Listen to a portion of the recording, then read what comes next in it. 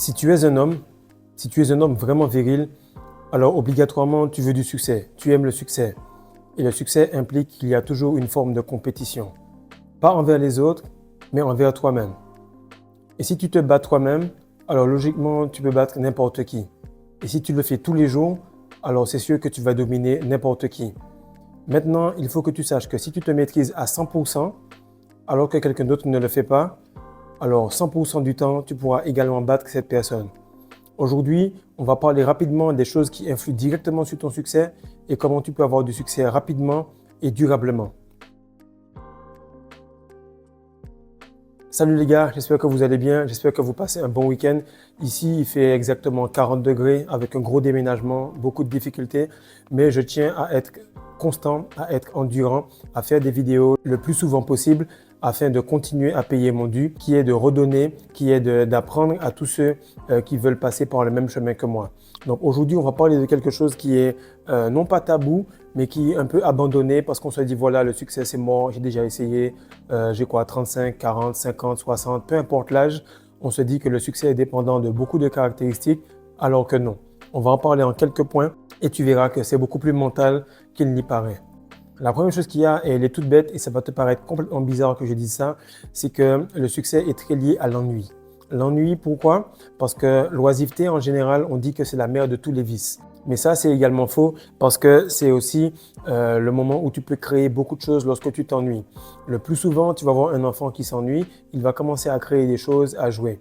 Lorsqu'il commence à avoir du vice, c'est parce qu'il s'est ennuyé et qu'il n'a pas cherché à comprendre ou à apprendre de cela. C'est tout simplement parce qu'il était habitué avec une forme de stimulation beaucoup plus élevée, beaucoup plus rapide, et donc il n'a pas eu envie de faire l'effort de créer.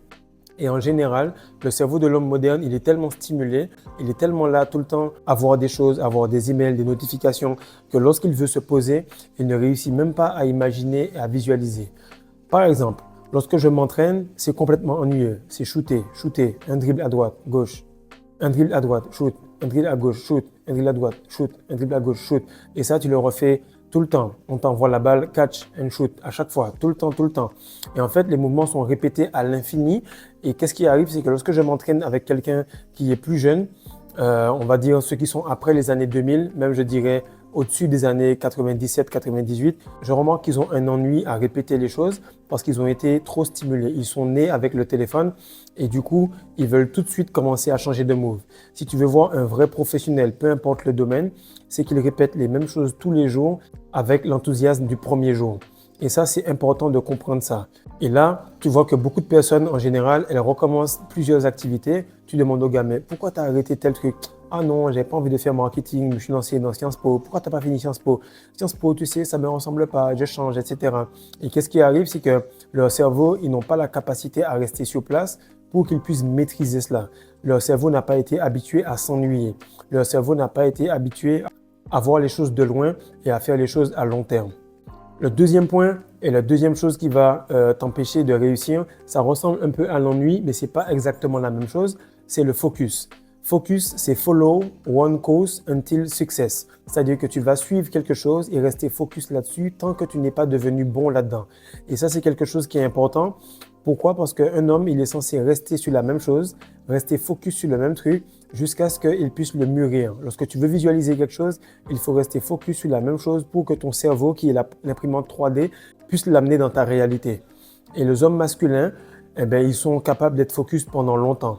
Et la plupart des gars qui sont féminins, eh bien, ils sont tout le temps en train de changer, ils sont tout le temps en train de faire des trucs à droite, à gauche, comme une femme qui est dans une lèche-vitrine et qui n'arrive pas à se focus sur ce qu'elle veut acheter ou ce qu'elle veut commander. Et le plus souvent, lorsque tu vois le succès à haut niveau, tu remarques que c'est quelqu'un qui était focus et qui a mis son énergie, son temps et toute son expérience sur un seul point. Et c'est à ce moment-là que tu vois que la balle, elle est létale parce qu'elle est focus et elle frappe en un seul point. Donc la rétention, c'est bien. La séduction, c'est bien. Toutes tes compétences sont bien. Toutes tes informations pour discuter autour d'un gâteau d'anniversaire ou bien dans une histoire de famille sur quelque chose de général. Mais lorsqu'il s'agit de business, lorsqu'il s'agit de succès, il faut être précis et frapper en un seul point jusqu'à ce que tu puisses avoir ce que tu veux. Le troisième point, il est encore à peu près similaire à cela, mais c'est toujours différent. C'est l'art de la répétition. Donc en fait, tu dois répéter rapidement tous les jours en étant patient à long terme. Ce que je disais à mes gars en porte-à-porte, ce que je dis à mes gars lorsque je m'entraîne avec eux au basket, c'est micro-speed, macro-patience. On va shooter beaucoup, on va shooter rapidement, on va le faire tous les jours, on va être pressé dans toutes les tâches de tous les jours, mais on va être lent sur le processus. Et ça, c'est l'étoffe des champions. Voici l'étoffe des losers, voici l'étoffe des personnes qui sont coincées dans la matrice. C'est micro-slow, macro-précipité. C'est-à-dire qu'ils vont doucement, ils ne sont pas motivés, ils n'ont pas l'envie de faire fort, de faire vite. Pourquoi? Parce qu'ils sont tout simplement en train de faire quelque chose qui ne les excite pas eux-mêmes. Et à long terme, ils sont précipités parce qu'ils veulent finir avec la tâche que le patron leur a donnée ou que la personne qui est au-dessus d'eux leur a donné comme responsabilité. Pourquoi? Parce que les gens sont lents, mais ils veulent quand même quelque chose de micro-ondes. En fait, il faut que tu fasses confiance au processus. Il faut que tu tombes amoureux du processus, ainsi le résultat va arriver sans que tu le remarques. Le plus souvent, les personnes sont amoureux du résultat et ils sautent complètement le processus. Le quatrième point, c'est, je pense, mon point fort, c'est la routine et le système. L'homme, en fait, il est tout le temps sur ce qui est stoïcisme, il est factuel, il est non émotionnel, il est systématique. La femme, par contre, elle est émotionnelle, elle est cyclique et elle est non fiable à certaines périodes de son cycle menstruel. C'est normal, ce sont les hormones. Et en fait, un homme, il se doit d'avoir une routine pré-calibrée, pré-travaillée et surtout pré-réfléchie qui lui donne des résultats systématiques. Là, plus il aura de systèmes qu'il maîtrise, plus il aura de résultats. Et plus tu as des résultats facilement, plus tu es masculin. Parce que cela veut dire que tu es complètement stoïque et que tu fais abstraction de tes sentiments, de tes états d'âme, de tes états d'humeur pour avoir le résultat. Actuellement, ta rétention séminale, c'est de l'accumulation d'énergie féminine. Pourquoi? Parce que c'est ta salle d'entraînement pour que tu puisses devenir l'homme le plus masculin possible en gérant ce chaos, en gérant cette pression. Maintenant, lorsque tu avances et que tu vois que tu es cyclique, des fois, tu as envie de relax parce qu'il y a trop de pression.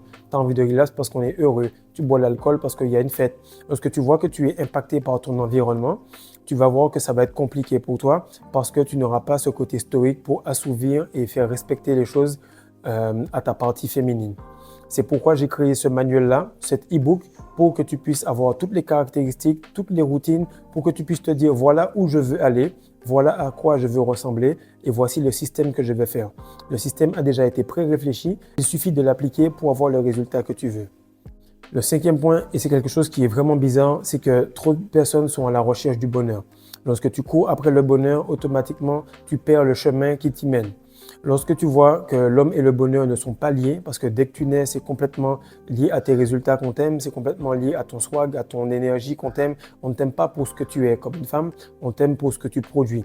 Et en général, la recherche également du bonheur est féminin. Pourquoi? Parce que le bonheur dépend de son environnement. Une femme va être à l'aise à l'intérieur d'un environnement qu'un homme aura créé. Et lorsque tu vois que c'est à l'intérieur d'un environnement qu'un homme aura créé qu'une femme se sent à l'aise, c'est grâce au stoïcisme d'un homme qu'elle va se sentir à l'aise. Et là, ça me rappelle une histoire que j'ai entendue par rapport à un psychothérapeute qui disait qu'il avait accueilli un homme et une femme. Ils étaient tout simplement dans une phase assez difficile. Donc là, il s'est dit, je vais faire la première séance avec eux et je vais voir ce que ça va donner. Il a fait une séance, deux séances, trois séances et il voyait que ça n'avançait pas trop. Pourquoi? Parce que lorsque les deux conjoints sont ensemble, ils ne vont jamais dire la vérité. Ils ne vont jamais aller au bout de leur pensée justement parce qu'il y a l'autre personne à côté. La quatrième séance, il a pris la femme seule. Il lui a demandé qu'est-ce qui n'allait pas, qu'est-ce qui ne fonctionnait pas dans le couple. Donc, elle le lui a dit. Et là, le psychothérapeute lui a dit, voici les choses qu'il faut faire. Voici les petits ajustements que tu vas devoir faire pour que ton mari aille mieux. Donc, tu vas lui dire que c'est un bel homme. Tu vas tout simplement le mettre dans sa confiance, dans sa masculinité pour qu'il puisse se sentir plus à l'aise et pouvoir faire ce que tu veux. Après, il a pris à la cinquième séance le conjoint et il a dit, vas-y, assieds-toi, on va parler rapidement. Et là, il lui a dit, vas-y, fais ci, fais ça, etc. À la séance d'après, donc qui est la sixième séance, il a divisé ça en deux. Il a pris la femme en premier et lui a dit, alors, comment ça s'est passé? Est-ce que vous avez fait ce que j'ai fait? La femme lui a dit, oui, j'ai fait ce que vous avez dit, mais après, j'ai arrêté et j'ai fait l'inverse parce que je n'avais pas envie. Je ne ressentais pas cette envie de le faire parce que je n'avais pas les sentiments pour, je n'avais pas les émotions qui allaient avec. Et là, le gars lui a dit, mais on en a parlé, je comprends pas, vous avez dit que vous allez faire telle ou telle chose et que ça allait apporter cela. Elle a dit, oui, mais je m'en fiche, moi je voulais pas. Et puis c'est tout, c'est comme ça. Donc là, le psychothérapeute s'est dit, merde, ok, pas grave. Du coup, il est passé la deuxième personne, qui est le conjoint, et lui a demandé, alors, est-ce que ça va mieux? Comment ça se passe? Le mari lui a dit, franchement, c'est impeccable, ça va super bien. Tu m'as dit de faire certaines choses, je n'avais pas envie de les faire, ça ne m'a pas apporté spécialement de bonheur, mais lorsque je les ai faites, tout allait mieux et du coup, il y a du bonheur à la maison. Donc, tu vois moi que l'homme doit faire les choses indépendamment de ses émotions, indépendamment de ses états d'âme et de son environnement, contrairement à la femme qui, elle, doit avoir une émotion et une envie liées à l'action qu'elle fait. Le sixième point qui fait que vraiment tu as de la difficulté avec le succès et que tu t'en rapproches, puis tu arrêtes, puis tu te rapproches et puis tu t'arrêtes, c'est le manque d'alignement. En général, on dit toujours qualité d'entrée, qualité de sortie. C'est-à-dire que si tu veux beaucoup de sorties, concentre-toi sur l'entrée. Si tu veux une bonne finalité, un bon résultat, débrouille-toi pour faire beaucoup d'actions qualitatives et surtout quantitatives. Lorsque tu fuis la pression, par exemple, tu es comme la personne que tu ne veux plus être. Pour l'énervement, pour le stoïcisme, pour la rétention, pour le business. Si tu as de la pression, c'est que tu as de l'énergie féminine. Si actuellement tu as de la pression par rapport à un McDonald's, beaucoup de personnes veulent commander, c'est parce qu'il y a beaucoup d'énergie féminine derrière la caisse qui va se transformer en argent et il faut que tu puisses gérer cela avec un système. Donc, chaque fois que tu fuis la pression, tu reviens vers la personne que tu ne veux plus être. Et lorsque tu embrasses la pression et que tu es OK avec cela, tu vois que tu es exactement comme la personne que tu veux devenir. Donc, fais en sorte d'être aligné avec les habitudes de la personne, avec la visualisation de la personne que tu as. Et beaucoup de personnes ont une idée en tête, un diplôme en tête, une relation en tête, un physique en tête, et ils font l'inverse de cela. Donc, commence par la fin, demande-toi quelles sont les habitudes de la personne que tu veux devenir et quelle est sa facilité à gérer la pression et son alignement avec les dires et les faits. Le septième point, c'est que ta difficulté à comprendre les événements te ralentit. Et ça, c'est très important et il faut que tu le fasses de mieux en mieux. Si tu as des difficultés à le faire, viens avec moi en coaching et je vais disséquer rapidement ce qui se passe dans ta vie pour qu'on puisse savoir ce qui va se faire par la suite. Le plus souvent, l'univers, il ne te casse pas la bouche en une fois. Dieu, il te donne des signes petit à petit. Il te dit, voilà, tu es allé tel endroit, tu t'es un peu fait mal. Deuxième fois, tu es allé tel endroit, tu t'es un peu fait mal, mais un peu plus. Et ainsi de suite. Jusqu'au moment où il te met un panneau stop complet, où tu as le bras complètement cassé, ou bien il t'est arrivé quelque chose qui te stoppe complètement, où tu ne peux plus aller plus vite. Et qu'est-ce qui arrive? C'est que les cycles, les chiffres, les alignements, les répétitions, bref, tout ce que tu vois autour de toi, c'est une communication constante qu'il y a avec l'univers. Mais très peu de personnes sont capables d'apprendre dans la facilité. Non, tout le monde veut apprendre dans la difficulté. C'est-à-dire que c'est lorsque tu es à l'hôpital, que tu as une complète désillusion, que tu te dis « Ok, je devrais faire attention ». Par contre, ceux qui apprennent dans la facilité, ce sont les champions qui arrivent à réfléchir et à retirer cela de leur journaling, retirer ça de leur compréhension des choses. Donc, le plus souvent, tu vas voir que ces 7 points-là sont les choses qui repoussent le succès des hommes. Parce que tu vas voir que le succès, il est rapide, il est facile à avoir.